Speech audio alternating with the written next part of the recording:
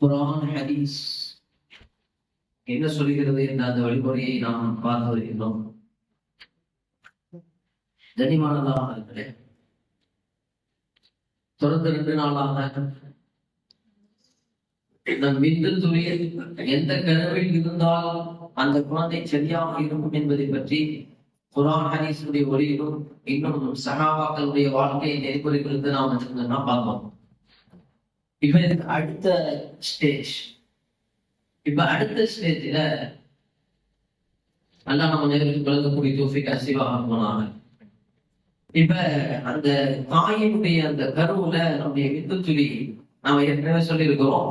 விந்து துளி பாஸ் ஆகக்கூடிய சமயத்துல அது ஆணுக்கு மட்டும்தான் தெரியும், பெண்ணுக்கு தெரியாது. அந்த நேரத்துல ஒரு ஆணாக மட்டும்தான் துவா போகும். அந்த நேரத்துல என் சந்ததிகளுக்கே ஷைத்தானை விட்டு ஒரு பாதுகாப்பு தேடுவதற்காக வேண்டி ஹஜ்ரத் முஹம்மது ரசூலுல்லாஹி ஸல்லல்லாஹு அலைஹி வஸல்லம் அந்த நேரத்துல ஒரு துஆவை கற்றுக் கொடுத்திருக்கிறாங்க. அந்த துஆ அந்த நேரத்துல ஞாபகப்படுத்துறது ரொம்ப சிரமம்.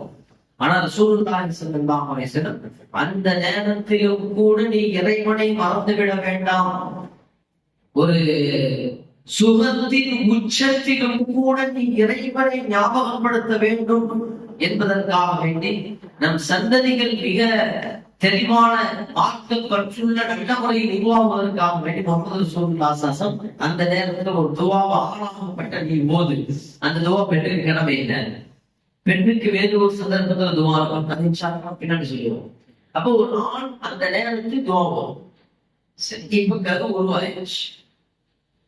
இப்ப கரு உருவானதுக்கு பிறகு நம்ம எல்லாம் வித்தா இருந்து ரத்த கட்டியாக இருந்து சதை கட்டியாக ஆகி அதற்கு பிறகு புதல்படுகிறது. இதெல்லாம் நம்ம அப்படித்தான் வந்துருக்கோம். அல்லாஹ் இந்த உலகத்துல ஒரு சில மனிதர்களை படைத்தான். அவர்களுக்கு ஆணும் இல்லாம பெண்ணும் இல்லாம அல்லாஹ்வுடைய கட்டளைக்கு இணங்க படைத்தான். இந்த சப்ஜெக்ட் வர்றதுனால அதிகம் நாம லேசா பார்க்கணும். ஆதம் அலைஹிஸ்ஸலாத்து வஸ்ஸலாம், ஹவ்வா அலைஹிஸ்ஸலாத்து வஸ்ஸலாம் ஆணும் இல்ல பெண்ணும் இல்ல எப்படி அல்லாஹ் படைச்சான் அப்படின்னு சொன்னா அல்லாஹ் குன் ஆகுக என்ற அடிப்படையில் அல்லாஹ் தான் படைச்சான். ஆதம் அலைஹிஸ்ஸலாத்து வஸ்ஸலாம் அவங்களுக்கு அம்மா தான் இல்லை, ஹவ்வா அலைஹிஸ்ஸலாத்து வஸ்ஸலாம் அம்மா தான் இல்லை. அவங்க அல்லாஹ்வுடைய கட்டளையின்படி பிறந்தாங்க. இது ஒரு படைப்பு. அதாவது விந்தாக சதை கட்டியாக ரத்த கட்டியாக இல்லாமல் படைக்கப்பட்ட படைப்பு அது ஆதம் அலைஹிஸ்ஸலாத்து வஸ்ஸலாம், ஹவ்வா அலைஹிஸ்ஸலாத்து வஸ்ஸலாம். அடுத்த ஒரு படைப்பு இருக்கு. அவங்க யாருன்னா அது ஈசா அலைஹிஸ்ஸலாத்து வஸ்ஸலாம். அது ஈசா அலைஹிஸ்ஸலாத்து வஸ்ஸலாம் தாய் இருந்தாங்க, ஆனா தந்தை இல்லை. சரி, தந்தைக்கு இருந்ததான வித்து பாசம் ஆகும். ஆனா அல்லாஹ் ஜல்லஷானஹு சுப்ஹானஹு வ ஃபஅர்ஸல்னா அலைஹா ரூஹன். அல்லாஹ் குர்ஆன்ல தெரிவு செய்யுதான் நாம் அந்த ஈசாவை எவ்வாறு படைத்தோம் என்று சொன்னால் அவர்களுடைய கருவிலே ரூஹை நாம் ஊதினோம். ஈசா அலைஹிஸ்ஸலாத்து வஸ்ஸலாம் பிந்தாகல ரத்த கட்டியாக இல்லை, சதை கட்டியாக இல்லை. அவங்க எடுத்த உடனே என்னவா மாறிட்டான்னு சொன்னா ரூஹாக மாறிட்டாங்க. யாருடைய வயிற்றுல? அவருடைய தாய் மரியம் அலைஹிஸ்ஸலாத்து வஸ்ஸலாமுடைய வயிற்றுல. ஆண் துணை இல்லாமல் இந்த உலகத்தில் ஒருவர் பிறந்திருக்கிறார் என்று சொன்னால் அது ஈசா அலைஹிஸ்ஸலாத்து வஸ்ஸலாம் மட்டும்தான். அவர்கள் விந்தாவோ சதை கட்டியாகவோ ரத்த கட்டியாகவோ இல்லை. அவங்க எடுத்த உடனே 4வது ஸ்டேஜுக்கு போயிட்டாங்க. முதல் ஸ்டேஜுக்கு 4 ஸ்டேஜ். ஒண்ணு விந்து உழுகுல போகணும், அதுக்கு பிறகு அந்த விந்து ரத்தமாக மாறும். நான் சொல்ல குர்ஆன் சொல்லுது. அதற்கு பிறகு அந்த ரத்த கட்டி சதை கட்டியாக மாறும். இது 3வது ஸ்டேஜ். 4வது ஸ்டேஜ் அதற்கு பிறகு அல்லாஹ் ஜல்லஷானஹு சுப்ஹானஹு ஒரு ரூஹை ஊதினான் அப்படின்னு சொல்லி 4 ஸ்டேஜ். அதுக்கு பிறகு அல்லாஹ் ஜல்லஷானஹு சுப்ஹானஹு அந்த தாயினுடைய வயிற்றுல வச்சு நம்மளை எல்லாமே செய்யலாம்னு சொன்னா அப்படியே வளர்த்தலாம். சரி, இங்க நாங்க பாக்குறோம் விந்து பாஸ் ஆகும் போது துவா போது ரசூலுல்லாஹி ஸல்லல்லாஹு அலைஹி வஸல்லம் அடுத்த ஜெனரேஷன் தலைமுறை சரியான முறையில் உருவாகும். அதற்காக சரி, அடுத்தது உடுவுல போய் அது ரத்தமாக மாறுது. எப்ப மாறுது தெரியாது. அதற்கு பிறகு அதை சதை கட்டியாக மாறுது. எப்ப மாறுது தெரியும். அதுக்கெல்லாம் மருத்துவர்கள் ஒரு ஸ்டேஜ் வச்சிருக்காங்க. இப்ப ஷரீஅத் சொல்லுது 4வது மாதத்தில் ரூஹ் ஊதப்படுகிறது. அந்த உருவத்துக்கு அந்த சதை கட்டிக்கு பிரிந்து ரத்த கட்டியாக மக்களை அதற்கு பிறகு சதை கட்டியாக மாறி அந்த சதை கட்டிக்கு அல்லாஹ் சுபானதா தன் புறத்திலிருந்து 4 மாதம் கழித்து ஒரு கோபம் போதுறாங்க. அதற்கு பிறகுதான் கண்ணியமான அல்லாஹ் மக்கள் நசீபாக தாய்மார்கள் 4 மாதங்களிலே ஊட்டப்பட்டதற்கு பிறகு வயிற்றில் உள்ள சிசுவிற்கு காது கேட்கிறது, கண் பார்க்கிறது, உள்ளம் சிந்திக்கிறது. இது மருத்துவர்கள் அப்படியே தெளிவாக இருக்கிறார். ஆமா, 4 மாசத்துக்கு பிறகு அந்த தாயாகப்பட்ட அந்த வயிற்றுக்குள்ள இருக்கக்கூடிய கண்ணு பார்க்குது, காது கேட்குது, சிந்தனை அப்பதே ஆரம்பமாக அமைந்தது. இப்ப இந்த இடத்துல எழுதலாம். என்ன எழுதலாம்னு சொன்னா, இது தலைமுறை மிக சரியான முறையில் உருவாக்குவதற்கு நம் மனைவிமார்கள் செய்ய வேண்டிய வேலை என்ன அப்படின்னு சொன்னா, 4 மாசத்துக்கு பிறகு தவறான விஷயங்களை பார்க்க கூடாது, தவறான செயல்களை செய்யக்கூடாது, தவறான விஷயங்களை கேட்க கூடாது. அப்படி இருந்தால் குழந்தை மிகச் சரியான அடுத்த தலைமுறை வளரும். இது வயிற்றுக்குள்ள இருந்துட்டு பார்க்கும்போது டிவி பார்த்தா அதுவும் எல்லாரும் ஒரு என்ன ஒரு சொல்லிட்டு யூத பயங்கரமாக சொல்லி அது தடை செய்யப்பட்ட அந்த அதுல எழுதலாம், ஒரு யூத குடும்பம் என் அடுத்த தலைமுறை எவ்வாறு உருவாக வேண்டும் என்பதை அவன் வயிற்றுக்குள்ள 4 மாசம் இருக்கும் போது முடிவு செய்யறான். அதனால அவன் என்ன செய்யறான் அப்படின்னு சொன்னா, இப்ப என் குழந்தை ஒரு மிகப்பெரிய ஒரு ஓடக்கூடியது மாறணும் அப்படின்னு சொன்னா, என் மனைவியை நான் என்ன செய்யணும்னு சொன்னா அதுக்கு ஒரு தனி அவன் எப்படி திட்டம் செய்யறான். அப்பெல்லாம் 3 வயசுல 4 வயசுல இவங்க குழந்தை செஞ்சு விடும். யூதன் அப்படி செய்யறதே கிடையாது. யூதன் திட்டமிட்டு செயல்படுறான், ரொம்ப சூப்பரா செயல்படுறான். அவன் என்ன செய்யறான்னு சொன்னா, 4 மாசத்துக்குள்ளேயே அந்த ஊதப்பட்டதற்கு பிறகு அந்த வயிற்றுக்கூடிய சிசு அனைத்தையும் கிரகிக்கின்றது. அப்படிங்கிறதுனால இன்னைக்கும் வந்திருக்கு. இன்னைக்கும் யூத நாடுகள் அது இருக்குது. என்ன அப்படின்னா, தகுந்த மாதிரி வீட்டுக்கு பெரிய பெரிய குவார்டர்ஸ் இருக்கு. அவன் கொண்டு போய் 4 மாசம் கொண்டு போய் விட்டுருவான். அவன் எதை பார்ப்பான் அப்படின்னு சொன்னா ஃப்ளைட்டை பார்ப்பான். அவனுக்கு முன்னாடி ஒரு பெரிய வச்சிருப்பாங்க. அதுல என்ன அப்படின்னா ஃப்ளைட் அது முழு சிந்தனை நேரத்துக்கு சாப்பாடு கொடுக்கணும். அந்த பெண்மணிக்கு எந்த வேலையும் கொடுக்கறது இல்லை. ஏன்னு கேட்டா அடுத்த தலைமுறை அவன் எப்படி படிக்கிறானோ அது வேண்டும்.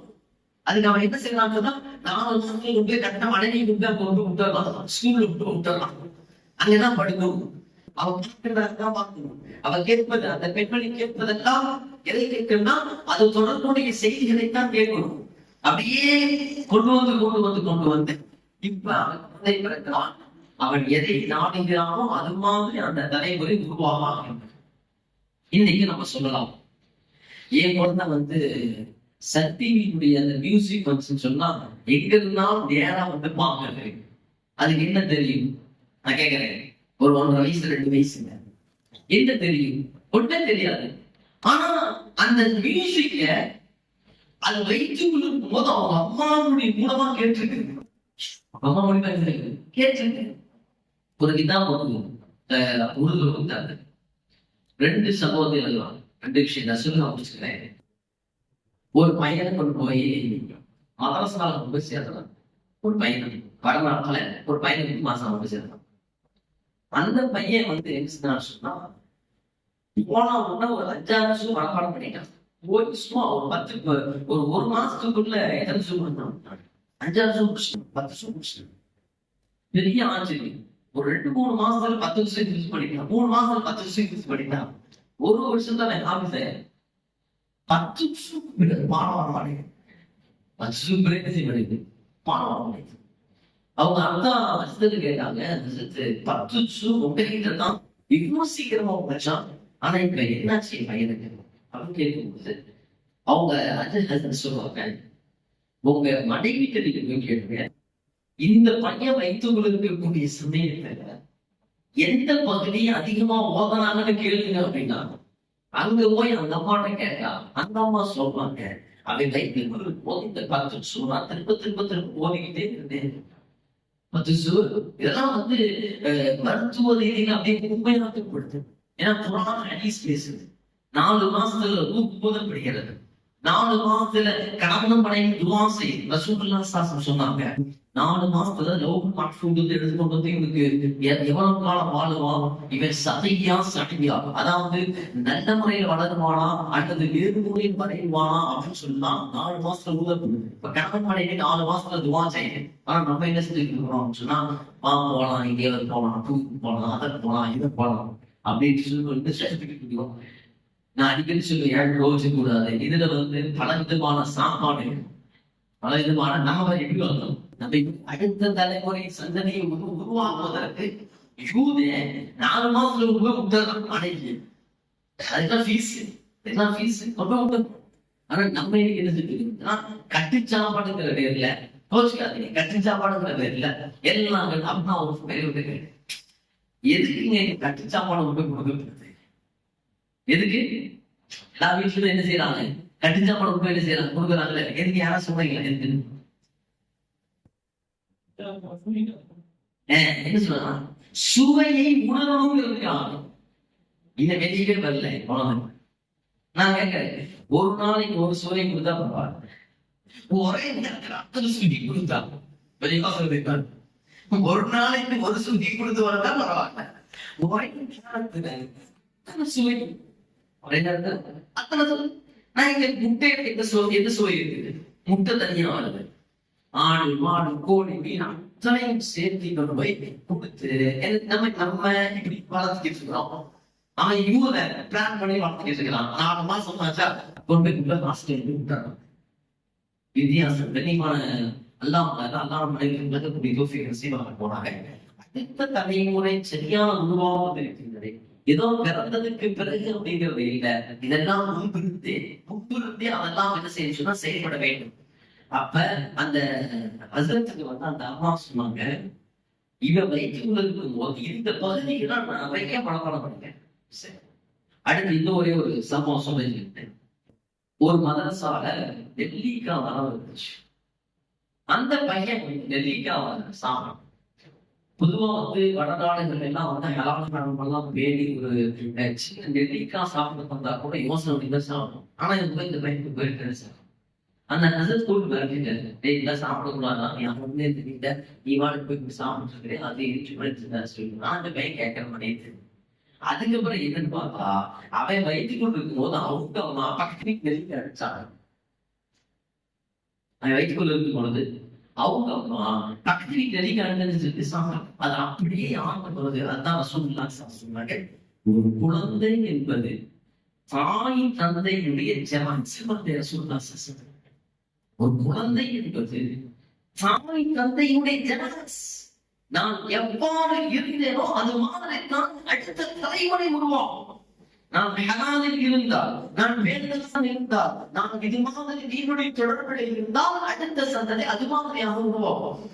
அல்லாஹ் வழங்கக்கூடிய தோற்றை நசீபாக கண்ணியமான அடுத்த தலைமுறையை வார்த்தெடுப்பதில் 2வது விஷயமாக கர்ப்பத்தின் காலம் மிக மிக முக்கியமான காலம். இந்த காலத்தில் நமது மனைவார்கள் சரியான பெண்களோடு மார்க்கம் அனுமதிக்கப்பட்ட செயல் மட்டுமே செய்திருந்தால் நம் சந்ததி மார்க்கம் அனுமதிக்கப்பட்ட செயலை செய்யும்.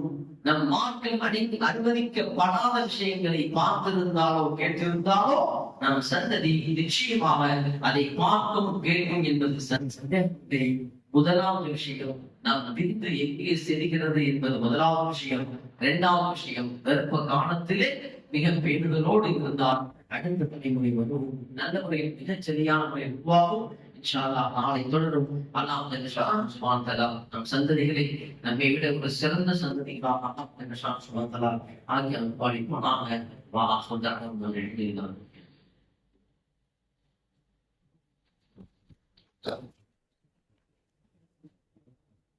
பிஸ்மில்லாஹிர் ரஹ்மானிர் ரஹீம்.